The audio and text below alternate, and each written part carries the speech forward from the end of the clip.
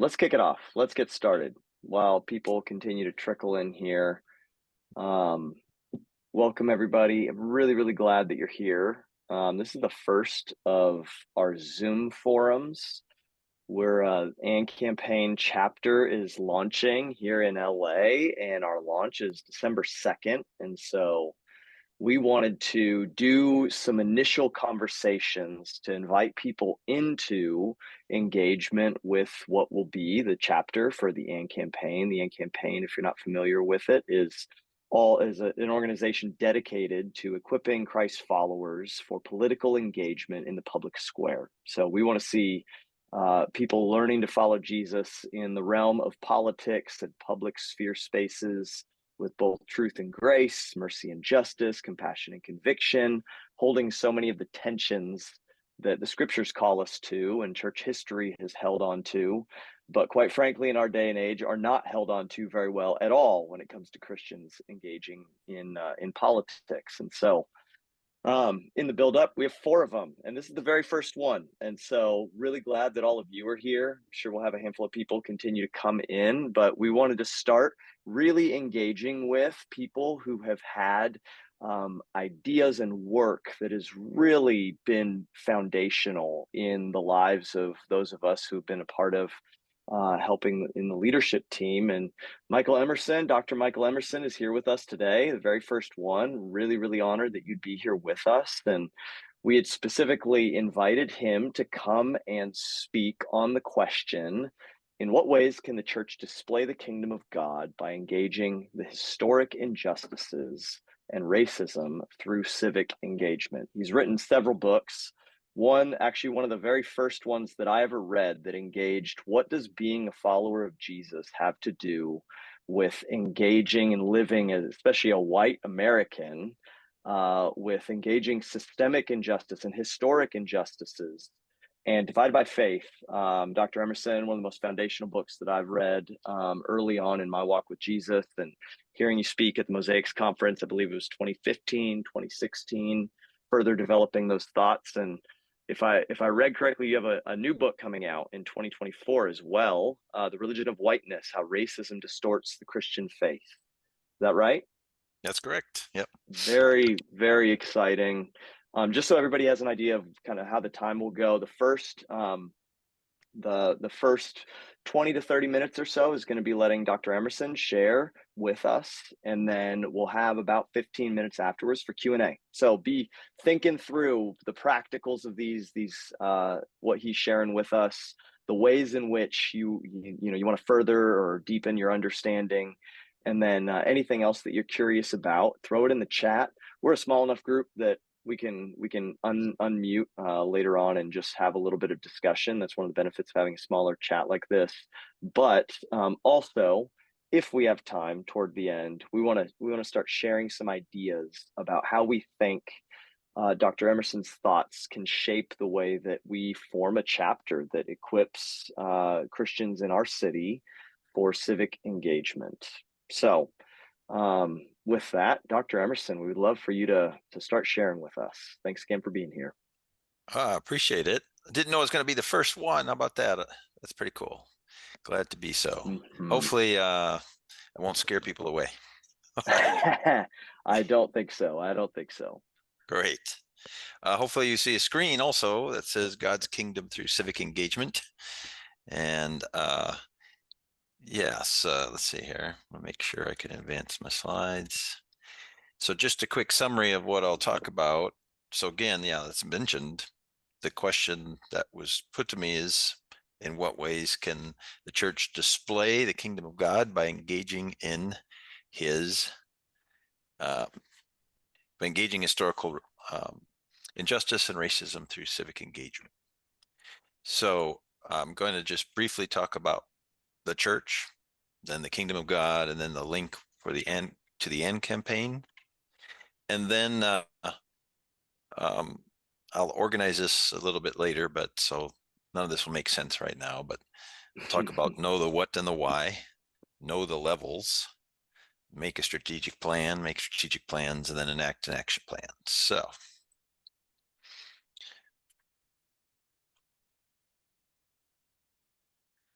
Well, first of all, the church is radical, just is when you think about it, because at one time, and it's all in the same, it's radically inclusive, right? Everybody is invited to come just as they are.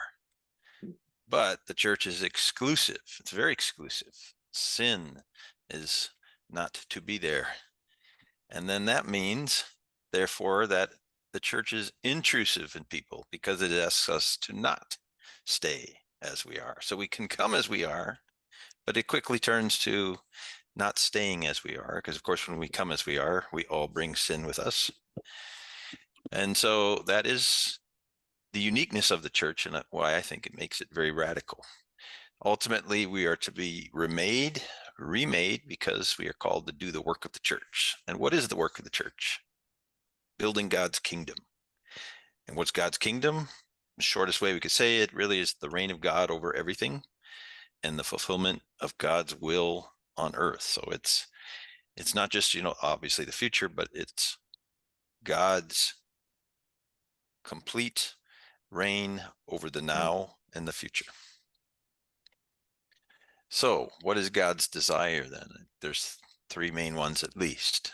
God desires justice in this kingdom that he's building, fairness, recognition of the imago Dei in all of us, that we all have God within us, the image of God. We bear that as individuals, but also as our human collectives. And we have all sorts of those, right? We have families, we have different levels of organizations. God desires everyone to acknowledge that there is only one superior. That's God. No one in humanity is superior to anyone else. That would be a lie to what God is asking.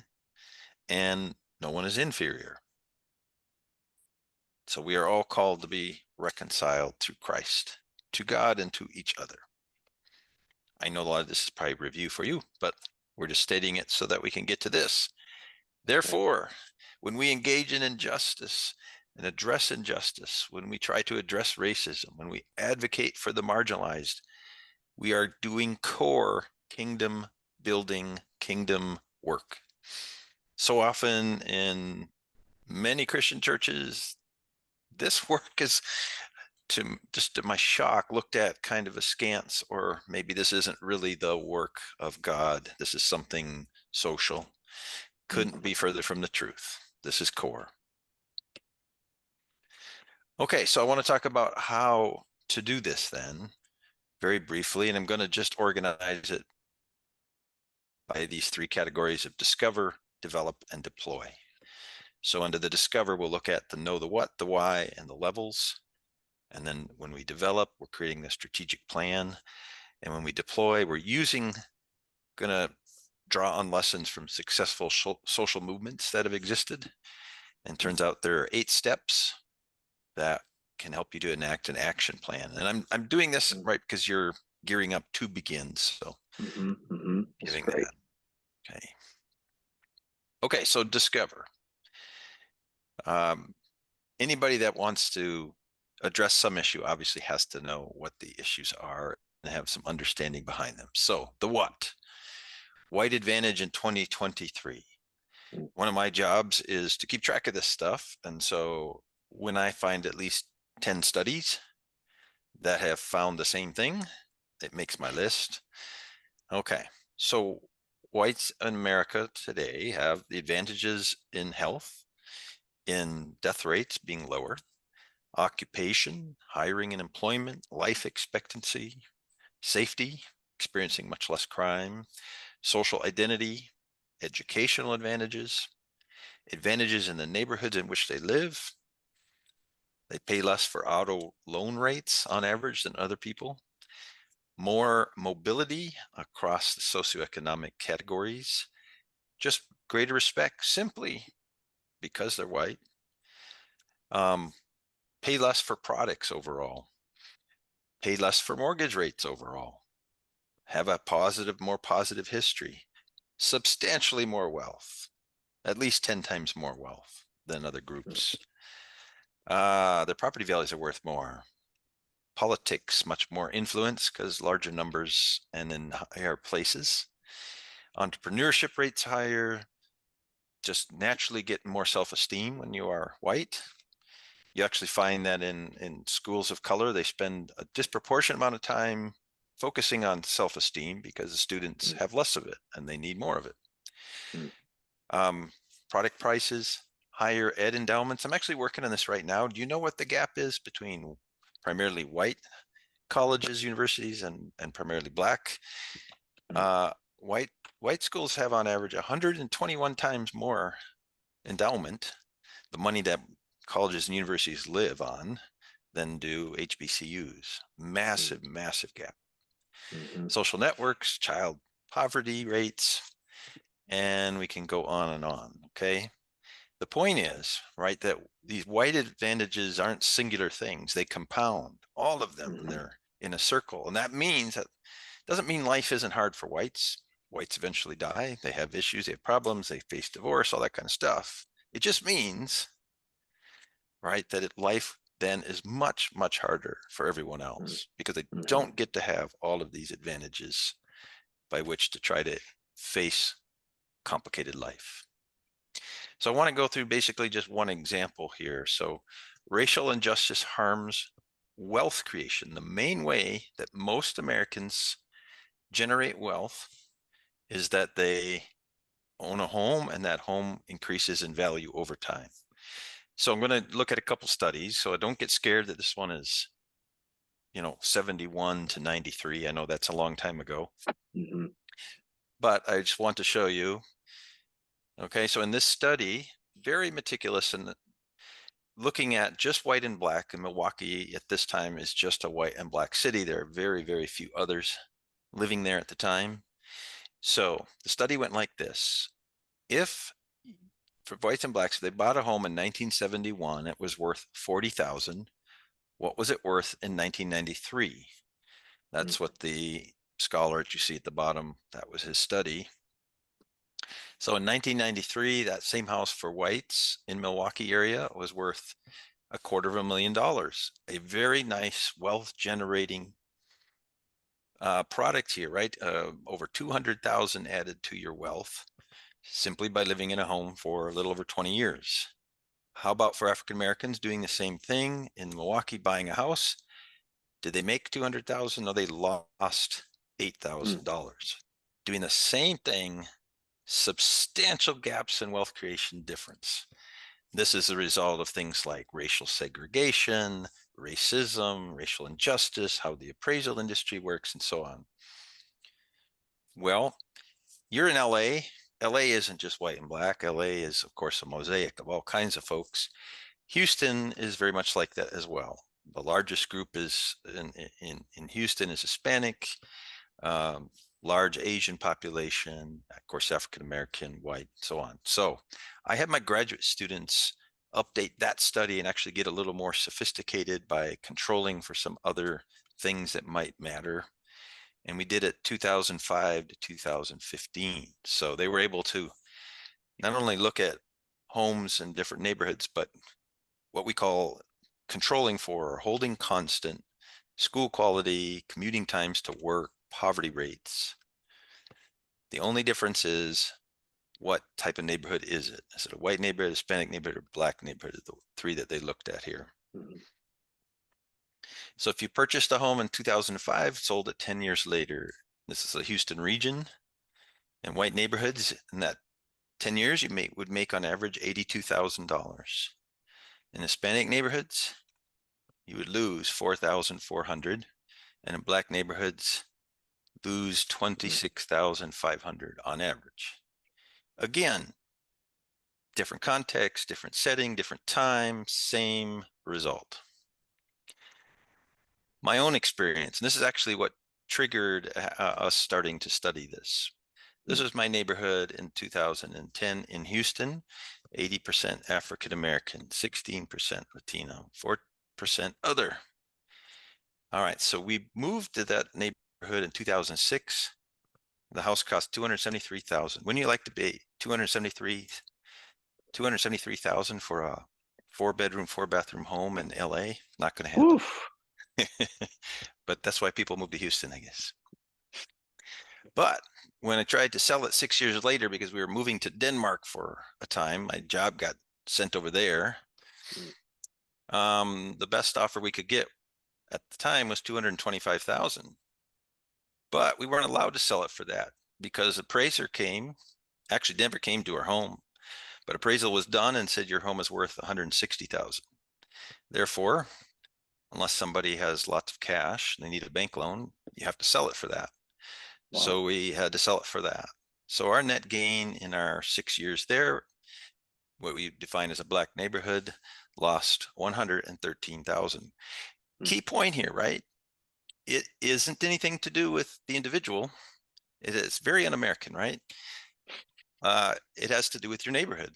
It's just what is the average price in the neighborhood going for, and what's the trends, and whatever the rules are for appraisers. Mm. Didn't matter that I'm white. Didn't matter that I have a PhD. Didn't matter that I've written books. None of that mattered. What mattered was I was given a nice ticket to go to a nice white neighborhood, and I didn't take it. So therefore, I will experience the same thing that others do. Mm. Well, that's two cities, two metros. So we wanted to take it further. What if we looked at all of the metros in the US? We had to use ones that had at least 500,000 so we could get the racial diversity that we needed. And we looked at a much longer period, 1980 to 2015. Okay, we controlled for appreciation. So the differences you see aren't because over the long period of time, it's in constant dollars. And we were able to just create two categories here: white neighborhoods and then communities of color. So that could be Mm. Asian, it could be Hispanic, could be Black, could be Native, it could be mixed. But you see the difference. So in 1980, there was a gap, but that gap has continued to grow. And this is the appraisal, what the house can actually sell for on average across all of the metropolitan areas of the United States, where that gap now is 194,000 as of 2015. And notice that in communities of color, um, though there's a slight increase, their homes on average still are only worth about 100,000, whereas whites are basically, they doubled that value in terms of their wealth creation, and just very sad. Mm. So it's no surprise then that when we look at median net worth, and this is from the Federal Reserve Board, there it is, massive differences. And again, because so much wealth is created through homes and what we can buy and sell them for. Mm. But it doesn't stop there. So often people say to me, it really isn't anything to do with race or ethnicity. It's all about class. So I want to show, of course, my answer is always you cannot separate race and class in the United States, and Mm. we'll see why here. So when you look at educational achievement, all right, so what this is a very messy graph because it's all the school districts in the US and they all get circles. Mm. And what it's showing is indeed performance of students is based on parental class. So at the bottom, you see the circle parents' average socioeconomic status, their education and their income by school Mm. district. And as they get richer, as the parents in the school district get richer, what happens? Their kids have higher scores on all the standardized tests. They read above grade level. They do math at higher grade level than they're expected to. So it's class. But what if I did this same graph by race Mm. as well? Look what happens. Why is it class? If it's class, why is everybody above that line white school districts and below that line Hispanic and Black school districts? What's the deal? Well, it's because race and class are so intimately tied, and we pass then it on to the next generation. So we already know we're creating the inequality for the next generation. It ain't going away, and it doesn't matter if the next generation thinks great thoughts about, we love everybody and all that. Our systems are set up to continually reproduce the inequality, and that's part of what we see here. Mm. So if I have to do it a picture, I would say we're all going to the same destination. That's the white path and then path for most others can do it. It's a lot trickier. Mm. Okay, so I said we need to know the why and the what and the what and the why, but also the three levels of life because they're so intertwined. And when we're trying to make change, we've got to know the micro, the meso, and the macro. So what are those? So the micro is where most of us live and think of our lives. It's all the individuals, it's all the relationships we develop, it's life and within our family, right? It's the heart, right? That's the time where we spend lots and lots of meaningful time. But a lot of that is nurtured by the meso, the organizations that we're in. A lot of you went to work today, you're driving home from work. That's an organization. That's where you're going to meet people and encounter people you like and people you don't like, and you have to negotiate those. Our churches, our neighborhoods, right? So it's like the in-between level between that and then the macro. These are our huge institutions: government, education, healthcare, criminal justice, the laws and policies that we develop. All of these three things, they matter in this way. So I have two quotes here. One from Peter Block: transformation hinges on changing the structure of how we engage in each other. So we all engage with each other, but we have to change the structure by which we do that. Relationships are the foundation. And it's only by embedding those relationships in robust social structures that we can substantially improve life, overcome racial division, things like that. So remember we said to discover and then develop. And just one slide on develop. Once you've done that work, then you are ready to create a strategic plan, which is an absolute must, which has 5 components: a clearly defined vision, an assessment of where we're at, ultimately where we're trying to grow, get to, our priorities and our objectives, who's responsible for what, that's the 4th one, and then evaluation plan. How will we know if we're succeeding? So often I see organizations measure succeeding by anecdotes. They can tell a story of a life changed. Okay, that's not the best evaluation, because one life might have been changed and 28 others went bad because we were spending too much time on one life. Who knows? I mean, it needs to be more systematic. And then finally, to deploy. Okay, so this action plan, I'll just talk about it briefly and then we'll try to go through an example. And what I said, this is culling from many, many studies of social movements that actually succeed in what they set out to do. There's lots of social movements and they fail. What do the ones that have succeeded, what do they have in common? So first of all, is they clearly identify a problem and then a solution. Right? They can't be amorphous about it. So let's say we're going to use the example of what my grad students who are now professors, have devoted themselves to here, and that is how the appraisal industry is deeply racially based and racially biased. So that's the problem. And what would be the solution? It would have to be, and this is part of what they're working on, right? Whole new policies and definitions by which appraisers make their appraisals. Right now, the rules are set up that you got to use within a certain range and so on and so forth. There's no reason it has to be that way. It's just that's the rules and policies put into place. Since we know they're going to be racially charged and biased, what would be a solution? We can change those rules. Okay, so the second step then, very important, is that you have to show that there's institutional failure. So for example, that chart that shows the rapid increase in appraised value for white neighborhoods, but not for anyone else. That's an institutional failure. It's something that shouldn't be anything to do with race, and yet that's what's happening.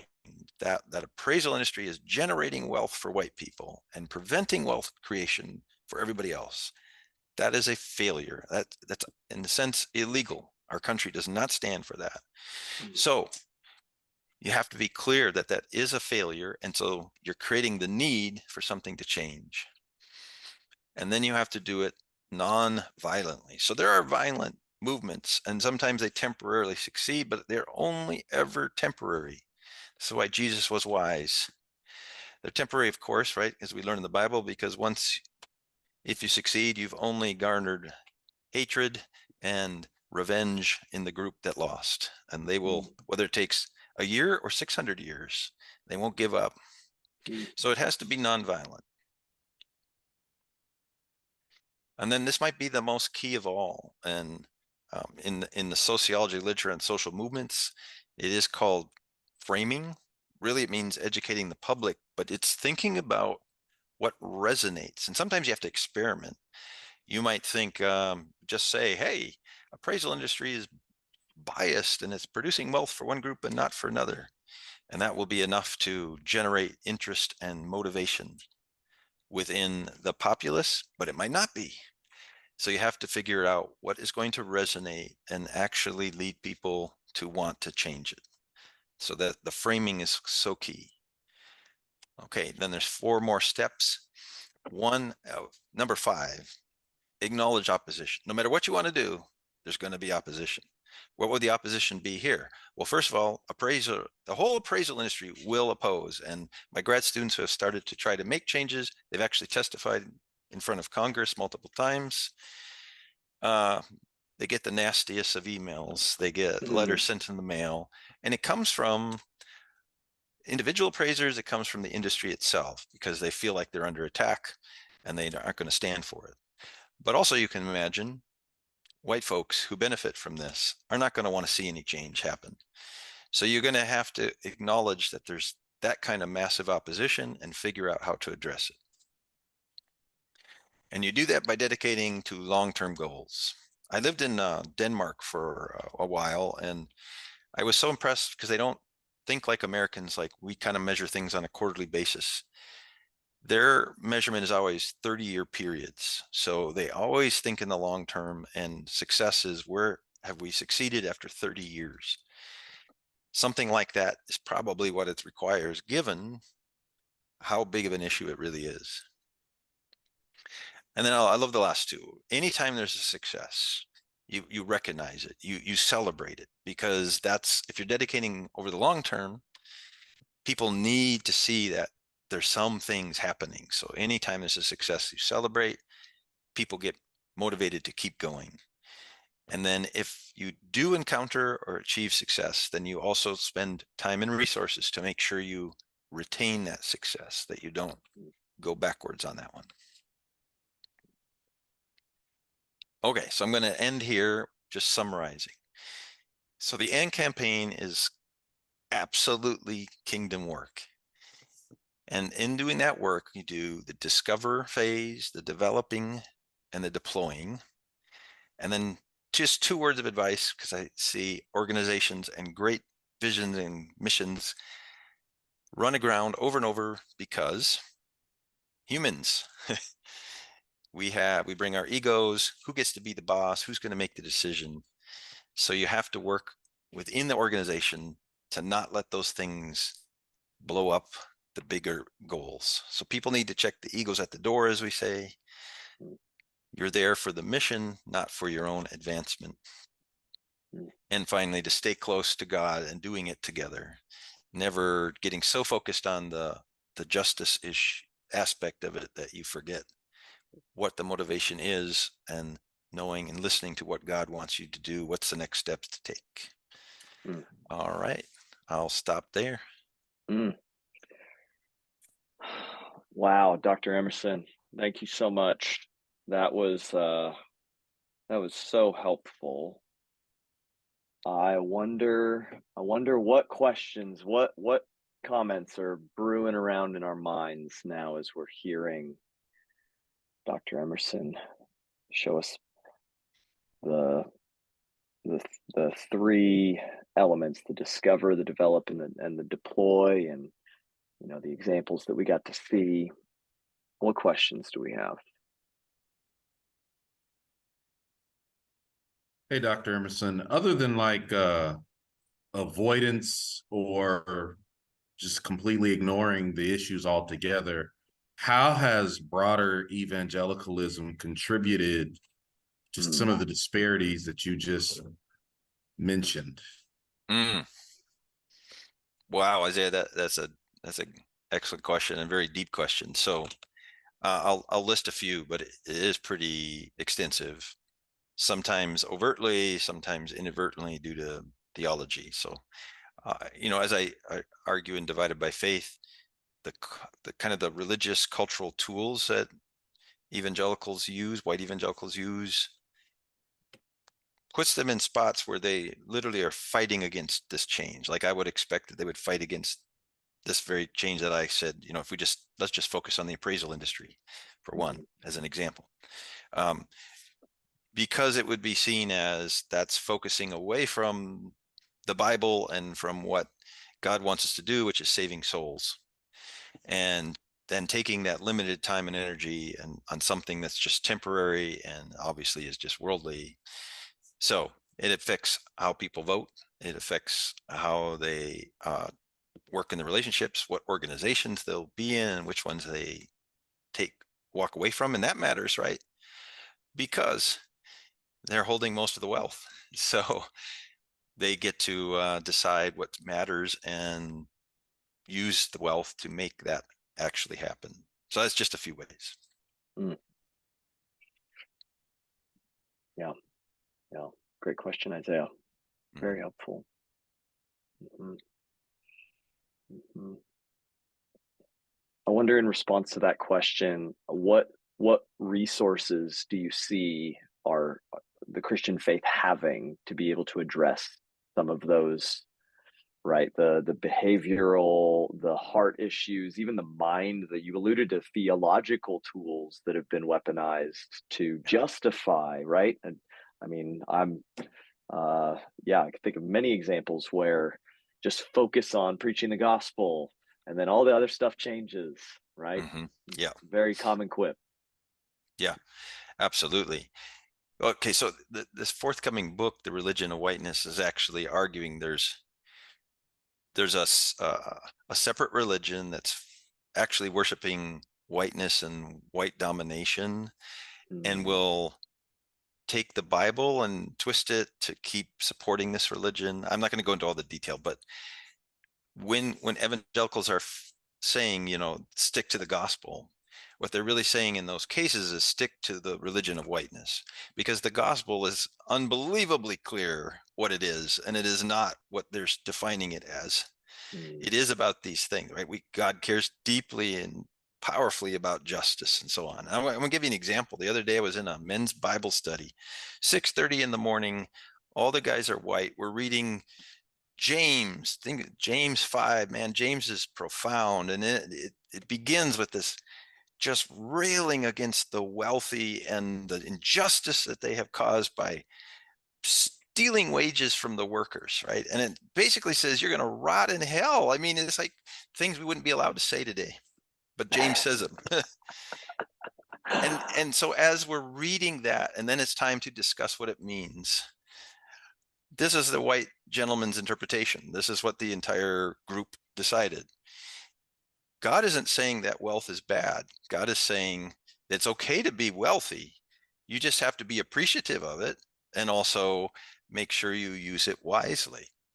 And then they wanted to move on. They didn't want to go any deeper. And so I said, could we talk about that a little more? Because I said, there's exclamation points here, and look at these verbs and adverbs and descriptions. Like, would he get that animated if he's just saying it's okay to be wealthy, but use it nicely? mm, And they just like, well, yeah, it could be more, but they wouldn't engage it, and they won't move on. That's what goes mm, on all the time, right? mm. It's a different, it's, yeah. So I'll stop there. Yeah. I got a question. I got two questions that are going to be interrelated, but people like John Perkins have been beating the drum of the importance of relocation, and relocation in part for the necessity of being proximate to those who are marginalized, so that you can if you're going to love, you got to do it up close. But that has been such so I guess the question is, what are your what has been your experience of kind of like maybe common denominators for those who have actually like seen and had that like ability to recognize the importance of it and actually relocate themselves in situations so that they can become more engaged, and as on a personal level, like you've done this, and so I'd be interested to know what living in that community, how was that beneficial for you? How did that change you? Mm-hmm. Yeah. So a couple different questions, but I'll try to put them together. Like so you heard the podcast, so I won't. But the story of our family is very white family living in all white area, grew up in white neighborhoods, had no contact with people of color at all, except from afar. And God just put a vision in us that you're not going to do that anymore. You're going to live, your family is going to live as the racial minority till I tell you otherwise.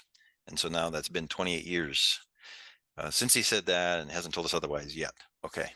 So what happened was that did open the eyes, scales fall off. Because until that point, I don't know. It's like, why are people complaining? What's the problem? We love everybody. It's all fine. Then you see how different people's lives are and the struggles. And then because we're living in neighborhoods of color, we're seeing that the resources are so limited compared to what we were used to. And also that most people are not doing crime at all, but they're all of us are trying to fight crime. Like, and it's like, where are the police, and why does it not, and it takes them an hour to get here? And when I was in my white neighborhood, it took them 10 minutes to get here. And it was one thing after another. I think this is why John Perkins, right, says relocation is so core. I believe that. The problem, of course, is it's so hard for people to actually do that. Most white folks talk to say, well, if you got to be called to that. I'm not called to that, so they're not going to do it. And also, if most white folks did that, they'd overwhelm neighborhoods of color, and that wouldn't be good either. But you need a certain number who can then be the kind of the leading advocates working together with people of color for change. So I don't know if that answers your question, but Yeah, that's helpful. I think that uh I think that the idea of, I think what we're trying to do is, how are we advocates? How are this group of us try to rally support and connections throughout, and throughout greater part of LA. So yeah. good example. Mm-hmm. Yeah, great question. Yeah, and I'm going to say that you've got to face the fact that lots of people are going to live segregated lives, so you've got to reach them in some other way. You got to get them animated about the issues in some other way than hoping they'll relocate, because most just won't. Yeah. Yeah. Yeah, I don't know how familiar you are with Los Angeles, Dr. Emerson, but when you look at, a map of ethnicity or socioeconomic status, and they're very similar to one another, you just see that the pockets are so profoundly solitary. Yeah. And so, we desire to see the church grow in its diversity, while at the same time acknowledging that the communities that we're in are so stinking homogenous. Now, Yeah. we're still large cities, so there's tons of diversity, more than, my wife's family lives in Indiana, and I go there and I'm just shocked at Yeah. the differences, but still relatively so in a city like LA. So I wonder, as AN Campaign is about coalition building across churches that can help augment some of that diversity and voices and neighboring and some of that. What advice might you have as far as the ways that we could leverage something like AN Campaign to see, whether or not we can actually move to a given neighborhood in LA? But what are some other ways that you've seen that kind of interrelationship work develop across churches? Mm-hmm. I'll give an example. So working with just two African-American men in Chicago, we're actually writing a book together. One's and both grew up on the south side of Chicago. We start the book with basically they either should be in prison or dead, given the neighborhoods that they grew up in. But one's a medical doctor, and one is leads a large organization actually started by Barack Obama in Chicago. So why? And their stories are about their involvement in church and the resources and empowerment that the church that they were in, they've been friends since they were 5 or something, gave them. It taught them leadership, it gave them roles and so on. So what they've done is as adults, they founded something called the Men's Unity Group of Chicagoland. And so they host events, they have retreats, they go to Chicago Cubs / White Sox games, and they build these bonds of friendship, but also to garner resources. So the churches that they have involved are white mega churches in the suburbs, poor Hispanic churches in the west side of Chicago, black churches, Chinese churches. They don't try to judge the churches for where they're at, but what they're able to do is create these networks of friendships, right, which they can then lean on when they need resources, when they need to make change in the city, for example, when something is trying to happen. It's because they've established those relationships. So you've maybe all heard of Willow Creek, formerly by Bill Hybels, huge church. They're part of this. They're still out there living their white lives, but the men involved in that think very differently than the others in the church because of their involvement in it. And they have the influence to secure resources when needed. So to me, we can't get everybody to relocate, but we can relocate resources. That's really good. Thomas, you got a hand raised. Question? Yeah, so I have a question, which is slightly different, right? I think, Dr. Emerson, you've spoken very eloquently to how do you talk to someone who is not interested or is unsympathetic to the cause of racial justice? And I think that is a very hard question, which you've spoken to. But I think there's another question, which is, which I've seen more recently, which is there are a lot of Christians who come to care about racial justice. But as you're speaking to in the example of the appraiser, a lot of the meat of kind of racial justice happens in the details of policy and the details of institutions, all of which can be very boring, right? And very hard to sustain interest in over time, right? So I'm wondering what you would speak to in terms of how does a chapter like ours take people from a very general kind of interest, like, hey, I want to do right by history, right? I feel the call, right? I've been convicted. But then how do you actually take someone from there to taking practical steps into actually engaging with kind of real practical issues, which can be very boring, but also very impactful at the end of the day? Yeah. So I always think what you have to do is like zero in on one issue within that huge topic that people are motivated by. And it could come from because you all read a book together, or you did a study, or you identified it as a major issue in the LA region that LA is facing in particular ways that other places maybe aren't. I encountered, and I thank you for that question too, right? Because a lot of younger folks in particular, they just like sold out for justice. Sometimes justice over Jesus, right? They're just justice matters. Let's go for it. But zeroing in. So I know one church, they were able to, what they decided to do, and it's pretty transformational. Since in the last 100 years, this is their example. What they found out was there used to be a lot of black-owned banks, and now there are just a handful with very little money. So they decided they're all going to bank at a black-owned bank that happened to, this was in Chicago, that happened to be in the Chicago area. So they deposit them. It's a white church. They deposit their money there. That's one thing. It's tangible. It's doable. And everybody could get excited about it and actually feel like they're making a difference. And they are making a difference, right?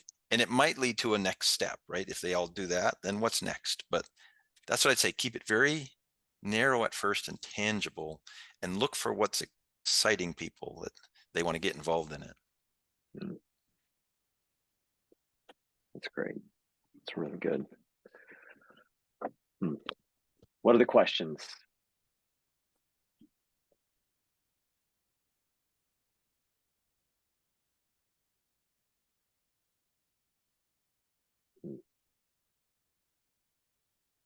If no one else has a question, I will ask one. I will indulge and ask one more question. So what a book I recently read, which I found really interesting. I'm not sure if you're familiar with it, so if you're not, is "The Sum of Us" by Heather McGhee. And in it, one of the premises of her book is talking about the history of racism in America, but kind of making the case that there's a lot of ways in which, in perpetuating racism, there actually have been harms to the collective whole, which includes a lot of white people, especially in certain regions of the country, like poor white people. And so I'm curious, in trying to, so you're kind of making the case, there's ways in which you should speak to not just how racism harms the other, but also how racism harms all of us, and specifically harms people who might not see it in their self-interest. So I'm curious, do you think that is that an argument that can be effective, and maybe in what dosage is that argument effective without kind of taking away from the other places where that's where it might not be effective?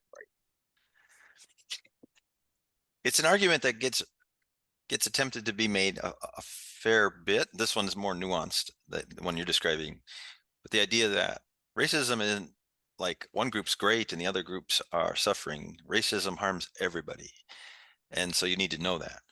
And I've seen examples that sometimes they're effective, like to be white, the one of the prices you paid is you had to give up your specific, your past, your name, your country. People had to move from whatever country you're from, and they had to basically become American and sort of disavow. You have some vague memories of maybe where you came from, and you amalgamated, but you lost that history. So I don't know if that works, if that motivates people. I think most people don't care, but so there's that. The second thing is, there's always a risk with that, in that we're always centering white feelings, white understandings. Yeah. So it could go to that too far. So I think it can be a part of a larger story, but it can't be the story or even the main point. Yeah, it's good. I do want to say, just on the one thing, the way it harms the most directly for Christians is it completely distorts your understanding of God. And it goes back to that idea that God is superior and everybody else is the same. But we get born into a world in which that isn't true. And if we're born into the part where we're defined as superior, we get funky interpretations of who God is and what he's trying to do, such that, God doesn't care if you're rich, just be nice when you have the money, those kind of, you don't really know God. That's the problem. That's cost. Mm. Mm. Yeah. Yeah. Yeah. So What are I'll follow up with a question as well. I think in response to the importance of identifying an issue, where we seem to be headed is centering the problem of homelessness in LA. And there may be a no answer, and it's just as simple as that. But considering the work that you're doing on housing appraisal, and some of the work on homelessness links, the way that the cost of living, the way that housings are priced out, and the inequities in that are very connected to the problem of homelessness. And so I'm wondering if that issue do you have any thoughts on identifying policies that need to be changed in the work that you're doing, that might be related to also the issue of homelessness? Is that clear? Mm-hmm. Yeah, that's great. So first I want to say, if you go that way, that makes a whole lot of sense. I mean, LA compared to other places, homelessness. I was there last year at a conference downtown, and it's the first time in my life I've ever been in a city where every single block I encountered at least one homeless person, as did everybody else that was at that conference. It's a massive issue there, and it is, and this is why it's important, right? Because a quick explanation for homelessness is, oh, well, that's mental illness or drug addiction, or so. Are we saying that in LA there's more mental illness and there's more drug addiction? There's a lot of that everywhere. You just identified the major issues, right? It is, people are completely priced out. It is beyond understanding what places cost there. So that is a major issue. And so I would say, if you went the homeless route, really study closely, what are the key factors that are causing it beyond those common ones that might lead to homelessness anywhere. There's something different about what goes on in LA. Thank you. Yeah, where Dr. Emerson, where are places? Obviously, we could begin, conversations with the people that are all around us. That's similar experience. I drive up to the place where my work is and get out of the car, and there are 5 different homeless people that I walk by between the parking lot and the building. And Wow. so there's obviously the narrative experiences that you can learn from those people, but where are the resources? I heard you say, you have to drill down the evidence for the institutional failures that have produced these outcomes. Yeah. With something like homelessness, it seems like that can be really difficult to find. There's a kind of broad sweeping conversational dynamic that goes on in LA once a year that tries to get some information from them. But again, that's a lot of narrative. I'm not sure that that's necessarily the kind of data or narrative that would be most helpful. Do you have any advice on that? Well, at least a couple things. So there has to be, given all the great universities and colleges you have, somebody, if not multiple people, that are spending their time as professors and as dissertations trying to figure out why homelessness is so severe there. So trying to find those people and learn from them, have them come on this, would be awesome. Mm-hmm. And then if you could anyway, like, talk to any city officials in LA to get their perspective, why they think it happens. And they might talk, I'm always surprised when I do that, because they'll say how their hands are tied by this policy or that policy. And so you get a more nuanced narrative than just like, oh, the government's ridiculous, why don't they fix it? And you sometimes find out they're constrained too, and that's really helpful as you're trying to figure out what you can do as your group. It's great. So helpful. Well, we're almost out of our time here. Dr. Emerson, it's been so good to have you with us. Thank you so much for starting these conversations. We're confident that as we continue down this path, and I'm sure you, more than any of us, have experienced and seen the difficulty of the uphill battle of seeing change really happen, sadly, especially among the church. And so we're really grateful that you could start us off, and we have this recording and this content now that we can have chapter members continue to learn from and get on the same page with us. And so really grateful for that. I am going to put into the chat for any of you who aren't yet a part of the AND campaign or on our email list, the interest form, and so you can fill that out as well. But such a helpful time, Dr. Emerson. Thank you for being with us. Thank you everybody else for being here. I'll stick around for just a little bit, but we're at our 8 o'clock time, so appreciate you all. I'll sign off. I just want to say thank you all for the questions, and thanks for your interest in this. It's truly important work. I will say goodbye. Thanks, Bye-bye. Dr. Emerson. Yeah. Bye.